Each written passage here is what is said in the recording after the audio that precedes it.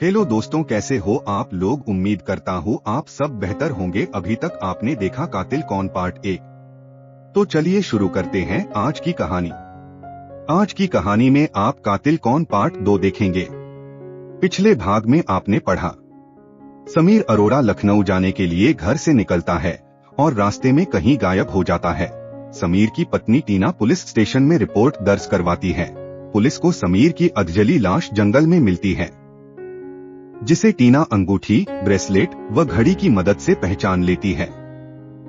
समीर की गाड़ी और मोबाइल भी वहीं से बरामद हो जाता है। अब आगे। इंस्पेक्टर राठौड़ और टीना अरोड़ा पुलिस स्टेशन पहुंच चुके थे। कुछ फॉर्मेलिटीज के बाद राठौड़ ने टीना को घर भेजने का इंतजाम कर दिया। देखिए टीना जी, हमें आपके पति की मौत का बहुत अफसोस है। अभी मैं आपको घर पहुंचा देता हूं। आप अपने परिवार के अन्य सदस्यों को इन्फॉर्म कर दीजिए। पोस्टमार्टम के बाद समीर की बॉडी आपके घर पहुंचा दी जाएगी। अगले दिन सुबह से ही राठौड़ बहुत बिजी था। शाम को याद आया तो उसने मोहसिन से समीर अरोड़ा की पोस्टमार्टम रिपोर्ट के बारे में पूछा। पोस्टमार्टम रिपोर्ट में साफ लिखा था, समीर के सर पर किसी भारी चीज से वार किया गया था। दिमाग की नस फटने से उसकी मृत्यु हुई थी। उसकी मृत्यु रात 12 बजे से 1 बजे के बीच हुई थी। उसके बाद उसके चेहरे और बॉडी को जलाने की कोशिश की गई थी। ओह, लगता है ये तो कोई बहुत ही सोच समझकर बनाया गया प्लान है, पर मामला कुछ समझ नहीं आ रहा। पहली बात तो ये कि समीर अरोड़ा घर से 10 बजे निकल चुका था, तो 40 किलोमीटर तक पहुंचने में 2 घंटे कैसे लग गए। दूसरी बात ये कि कातिल बॉडी की पहचान को छुपाना चाहता था या नहीं। राठौड़ कुछ सोचता हुआ सा बोला, ये तो क्लियर है सर, इसमें आप कंफ्यूज क्यों हैं? कातिल निश्चित तौर पर बॉडी की पहचान छुपाना चाहता था, इसलिए तो उसने बॉडी को जला दिया। मोहसिन इतराते हुए बोला, इंटेलिजेंट मोहसिन, लेकिन कातिल तुम्हारी तरह इंटेलिजेंट नहीं, शायद मूर्ख था, तभी तो उसने बॉडी के हाथ में अंगूठी, घड़ी और ब्रेसलेट छोड़ दिया। राठौड़ मोहसिन को घूरते हुए व्यंग्य से बोला, सॉरी सर। मोहसिन सर झुकाए बोला, कातिल जो कोई भी है, इसकी सारी होशियारी तो निकालनी ही पड़ेगी। गाड़ी निकालो मोहसिन, हमें मौका ए वारदात घटनास्थल पर एक बार फिर से जाकर देखना होगा। कोई न कोई सुराग तो अवश्य मिलेगा। करीब आधे घंटे में मोहसिन और राठौड़ दोनों घटनास्थल पर पहुंच गए और आसपास के एरिया का जायजा लेने लगे। मोहसिन, कितने नंबर का जूता पहनते हो? जी सर, 9 नंबर। मोहसिन अचकचाते हुए बोला, ये देखो मोहसिन, यहाँ 2 लोगों के जूतों के निशान हैं और दोनों ही जूते 9 नंबर के हैं, लेकिन सिर्फ एक ही गाड़ी के टायर के निशान हैं। इसका मतलब कातिल और समीर अरोड़ा एक ही गाड़ी में यहाँ आए थे और कातिल कोई समीर के जान पहचान वाला ही है, वरना समीर के साथ गाड़ी में क्यों आता। लेकिन कातिल का समीर को मारने का प्री प्लान था और वो पूरी तैयारी के साथ आया था, क्योंकि ये देखो यहाँ केरोसिन का डब्बा और माचिस वो पहले से ही साथ लेकर आया था। इन चीजों को अपने कब्जे में ले लो और फिंगरप्रिंट्स एक्सपर्ट के पास भेज दो, शायद वहाँ से कुछ पता चल सके। और हाँ, समीर अरोड़ा की गाड़ी वहीं पुलिस स्टेशन में खड़ी है, उसको भी कल एक जामिन कर लेना। मैं कल सुबह थोड़ा समीर के घर का चक्कर लगा आता हूँ, देखते हैं वहाँ से क्या इन्फॉर्मेशन मिलती है। फिलहाल यहाँ अंधेरा होने लगा है, अब हमें घर ही चलना चाहिए। अगले दिन पुलिस स्टेशन जाने से पहले ही सुबह सुबह इंस्पेक्टर राठौड़ समीर अरोड़ा के घर जा पहुंचा। ड्राइंग रूम में सामने ही समीर अरोड़ा की हार चढ़ी बड़ी सी फोटो लगी थी। सोफे पर टीना अरोड़ा गमगीन मुद्रा में बैठी थी। पास में एक बुजुर्ग महिला टीना को शांत करने की कोशिश कर रही थी। एक व्यक्ति पास वाले सोफे पर बैठा चाय पी रहा था। राठौड़ को देखते ही युवक अपनी जगह से उठा और राठौड़ को सोफे की तरफ इशारा कर बैठने के लिए कहा। जी, आपका परिचय? राठौड़ ने युवक को पूछा। मैं निखिल, टीना मेरी छोटी बहन है। मैं यहाँ से कुछ ही दूरी पर पास ही की सोसाइटी में रहता हूँ। और आप उस दिन कहाँ थे जब आपकी बहन के पति का मर्डर हुआ था? और आप कितने नंबर के जूते पहनते हैं? राठौड़ ने तीखी नजर से युवक को घूरते हुए पूछा। जी जूता 9 नंबर। जी, मैं अपने काम के सिलसिले में आउट ऑफ स्टेशन गया हुआ था, पर टीना का फोन आते ही मैं तुरंत वहां से चला आया। राठौड़ के अचानक सवाल से युवक सकपकता हुआ बोला, अच्छा ठीक है, जरूरत पड़ने पर आपको साबित करना होगा कि आप ये कौन से आउट ऑफ स्टेशन थे और क्यों थे। फिलहाल क्या मैं टीना जी से थोड़ी बात कर सकता हूँ? अगर आपकी इजाजत हो तो, राठौड़ ने निखिल पर एक गहरी नजर डाल टीना की ओर मुखातिब होते हुए कहा। हाँ हाँ जरूर, कहते हुए निखिल सामने से हट गया।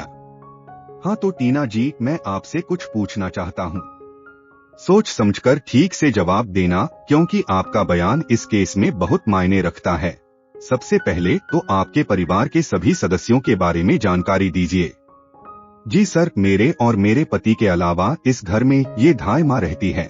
जब समीर 8 साल के और उनके छोटे भाई शिशिर 5 साल के थे, तभी समीर की माताजी की मृत्यु हो गई थी। इन धाय माँ ने ही दोनों भाइयों को पाल पोस कर बड़ा किया। समीर इन्हें अपनी माँ समान ही दर्जा देते थे। टीना ने पास बैठी बुजुर्ग महिला की और इशारा करते हुए कहा। और ये श्रीमान शिशिर अरोड़ा कहाँ गायब है? उनके भाई का मर्डर हो गया और उनका कोई पता नहीं। जी वो पिछले 10 सालों से जर्मनी में सेटल्ड है। उनको मैंने फोन कर दिया था, उनका टिकट कंफर्म होते ही 1-2 दिन में आ जाएंगे। निखिल बीच में बात काटता हुआ बोला। राठौड़ ने निखिल को घूरते हुए एक बार फिर टीना की तरफ नजरें घुमाई और बोला। हाँ तो टीना जी, क्या आप बता सकती हैं? मिस्टर समीर की किसी से कोई दुश्मनी वगैरह है? समीर के इन 2 बिजनेस पार्टनर्स से समीर का रिश्ता कैसा था? या एक पार्टनर की मौत हो जाने पर उसकी हिस्सेदारी का क्या होगा? जी समीर की तो किसी से कोई दुश्मनी नहीं थी। रही बात बिजनेस पार्टनर्स की, तो ज्यादा तो समीर के बिजनेस का मुझे आइडिया नहीं, पर मेरे ख्याल से दोनों पार्टनर्स से समीर का रिश्ता अच्छा ही था। बाकी उसके बिजनेस से रिलेटेड सारे मैटर्स समीर के लीगल एडवाइजर मिस्टर चोपड़ा ही देखते थे। ओके टीना जी, आप मुझे मिस्टर चोपड़ा का नंबर दे दीजिए और कोई बात जो आपको इम्पोर्टेंट लगे वो मुझे जरूर बताइएगा। कहते हुए राठौड़ एक नजर पूरे हॉल पर डालते हुए वहां से निकल गया। पुलिस स्टेशन में एंटर होते ही मोहसिन ने उसे सैल्यूट किया और अधीरता से बोला। सर, वो टेलीकॉम ऑफिस की रिपोर्ट आ गई है। रात 12 से 12:30 बजे तक वहां क्राइम स्पॉट पर सिर्फ एक ही मोबाइल समीर अरोड़ा का ही एक्टिव था। और हाँ सर, शायद समीर के सर पर गाड़ी के जैक से वार किया गया था और शायद उस पर खून के निशान लग गए थे, क्योंकि उसे कपड़े से रिसेंटली पोंछा गया लगता है। इसीलिए मैंने उसे फॉरेंसिक लैब जांच के लिए भिजवा दिया है। वेल डन मोहसिन, ये गुत्थी तो अब सुलझानी ही होगी। समीर अरोड़ा का मर्डर हुए करीब 1 हफ्ता बीत चुका था। इन दिनों में किसी और केस के इन्वेस्टिगेशन के सिलसिले में इंस्पेक्टर राठौड़ को अहमदाबाद जाना पड़ गया था। कल शाम को ही वो अहमदाबाद से लौटा था। सुबह पुलिस स्टेशन पहुंचते ही उसे समीर अरोड़ा केस का ध्यान आया। उसने तुरंत मोहसिन को बुलाकर उस केस के बारे में पूछा। सर, ज्यादा कुछ तो पता नहीं चल पाया, पर फॉरेंसिक लैब से फोन आया था। उन्होंने बताया कि गाड़ी के जैक पर लगे खून को अच्छे से पोंछ दिया गया था। बाकी थोड़े से बचे खून के सैंपल से, क्योंकि वो पूरा सूख चुका था, कुछ भी कंक्लूजन नहीं निकल पाया। तभी एक हैंडसम सा दिखने वाला युवक पुलिस स्टेशन में दाखिल हुआ और उसने इंस्पेक्टर राठौड़ से मिलने की इच्छा जताई। जी मैं ही हूँ इंस्पेक्टर राठौड़, बैठिए, कहिए क्या काम है आपको मुझसे? कुर्सी पर बैठते ही युवक बोला। जी सर, मैं शिवम, देहरादून में वन अधिकारी हूँ। मेरी माँ समीर अरोड़ा के यहाँ धाय का काम करती थी। उन्होंने अकेले मेहनत कर मुझे पढ़ाया लिखाया। मैं भी समीर और शिशिर अरोड़ा के साथ ही पला बढ़ा। मेरी नौकरी लगने के बाद मैंने माँ को यहाँ से काम छोड़कर मेरे साथ चलने को कहा, पर वो नहीं मानी, क्योंकि वो समीर अरोड़ा को मुझसे भी ज्यादा प्यार करती थी। इस कारण कई बार मुझे ईर्ष्या भी होती थी समीर से। मुझे समीर के मर्डर बारे में जब पता चला, तभी मैंने डिसाइड कर लिया कि अब मैं माँ को अपने पास ले आऊंगा, पर पिछले दिनों व्यस्तता की वजह से मैं नहीं आ पाया। कल दिन में टीना जी का फोन आया कि मेरी माँ इस दुनिया में नहीं रही, हार्ट अटैक की वजह से उनकी मृत्यु हो गई। ये सुन मैं जल्दी से वहाँ से पहली फ्लाइट पकड़कर रवाना हुआ। शाम 5 बजे यहाँ पहुँचा तो पता चला कि माँ का अंतिम संस्कार किया जा चुका है। मेरी माँ को हार्ट की थोड़ी प्रॉब्लम थी, पर वो इसकी दवाइयाँ ले रही थी और इन दिनों बिल्कुल ठीक थी, पर अचानक से उनका चले जाना और अंतिम संस्कार तक के लिए मेरा इंतजार नहीं करना, मुझे कुछ समझ नहीं आया। सर, मुझे शक है कि मेरी माँ का भी मर्डर हुआ है। प्लीज सर, मेरी मदद कीजिए। क्या शिवम सच कह रहा है? क्या वाकई धाय माँ का मर्डर हुआ? किसने किया होगा ये और क्यों? अब राठौड़ क्या करेगा? जानने के लिए इंतजार कीजिए अगला पार्ट जल्द। कातिल कौन?